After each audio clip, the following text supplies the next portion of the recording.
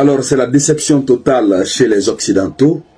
Les Occidentaux qui ont décrété plusieurs sanctions à l'endroit de Vladimir Poutine. Les Occidentaux qui chantent partout toujours que Vladimir Poutine est isolé et que sur l'échiquier international, Vladimir Poutine est abandonné à lui-même, à son triste sort. Mais c'est le contraire que Vladimir Poutine démontre. D'ailleurs, comme vous pouvez le constater, voici le monsieur ne voyage pas comme ça, mais ce sont des leaders très charismatiques qui se déplacent pour venir le voir, pour chercher son amitié. Après, n'est-ce pas, le départ ou la visite de Kim Jong-un tout récemment, aujourd'hui, depuis hier 27 septembre 2023, c'est le tour, n'est-ce pas, du président du Soudan du Sud, le président Kiir, qui se déplace de son pays pour venir, n'est-ce pas, rencontrer Vladimir Poutine. Mais ce qui est intéressant dans tout ça, c'est l'une des déclarations faites par le président du Sud-Soudan. Alors, cette déclaration est celle qui ne fait pas plaisir aux Occidentaux et qui ne va du tout pas leur faire plaisir. Il dit ceci: je veux avoir des amis forts et influents. Et je ne vois aucune autre alternative que la Russie. Donc, il veut des amis forts et influents. Et il ne voit aucune autre alternative que la Russie.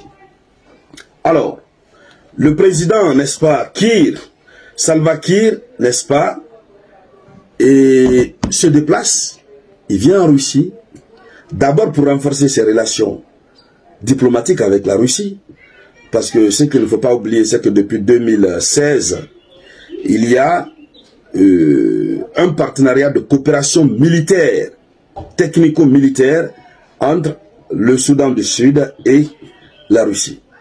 Donc ça déjà c'est un acquis. Là, le président Salva Kiir, n'est-ce pas, et son cœur est au calamar. Maintenant, il veut intégrer les BRICS.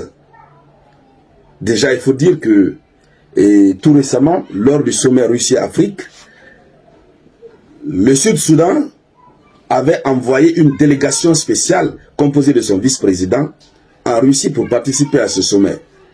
Un sommet qui a fait tant d'écho.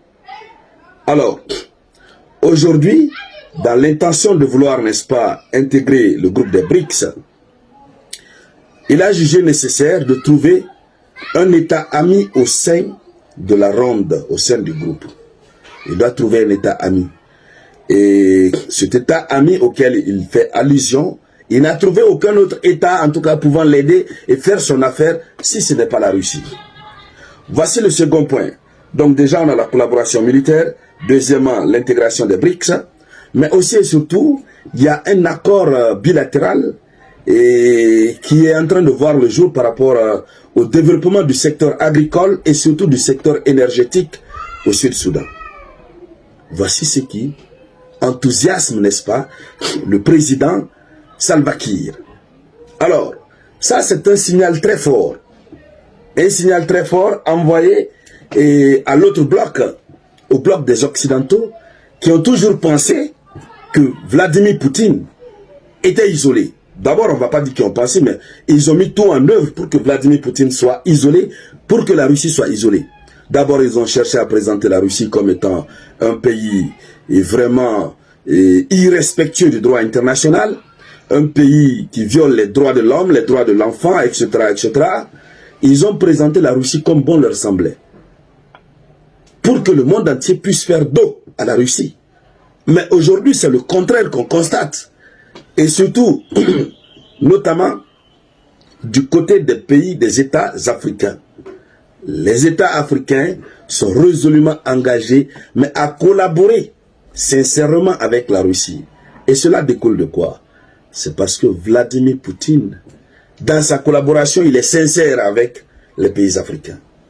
Dans sa collaboration, c'est un respect mutuel. C'est du gagnant-gagnant.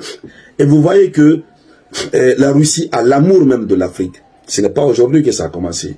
C'est vrai que la Russie est très patiente.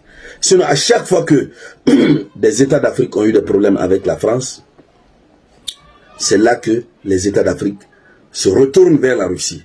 Et lorsqu'on se retourne vers la Russie prend fait et cause de ces États. La Russie a toujours eu pitié de nous. Mais dès lors que les relations se normalisent avec la France, on oublie la Russie. Il faut le rappeler. Mais cette fois-ci, nous sommes dans une autre dimension, nous sommes dans une autre logique. Alors, ça, c'est la visite du président Salva Kiir.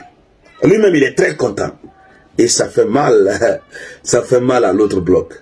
Et cela, n'est-ce pas, explique déjà le véritable déclin de l'autre bloc, qui est le bloc occidental. Puisque de ce côté, il n'y a pas de sincérité, il n'y a pas de franchise, il n'y a pas de respect mutuel.